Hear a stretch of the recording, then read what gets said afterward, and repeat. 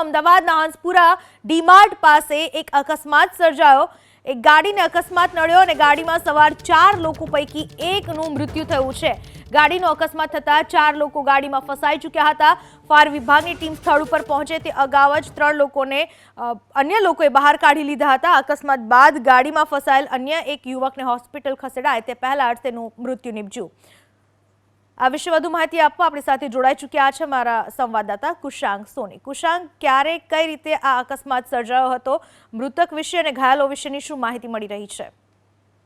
સુરતથી અમદાવાદ તરફ આવી રહી હતી આ કાર અને ગાડીમાં સવાર 4 લોકો હતા, 2 યુવક અને 2 યુવતીઓ, અને તે પૈકી ગાડીનો અકસ્માત થયો હતો। ગાડીના અકસ્માત પાછળનું કારણ નથી જાણી શકાયું, પણ ફાયર વિભાગને જે કોલ મળ્યો હતો તે અનુસાર ગાડી પલટી થઈ ગઈ હતી અને તેમાં રહેલા 3 યુવાનો છે ત્યારે ફાયર બ્રિગેડ પહોંચે તે પહેલા આસપાસના સ્થાનિકોએ બહાર કાઢવાની તજવીજ હાથ ધરી હતી।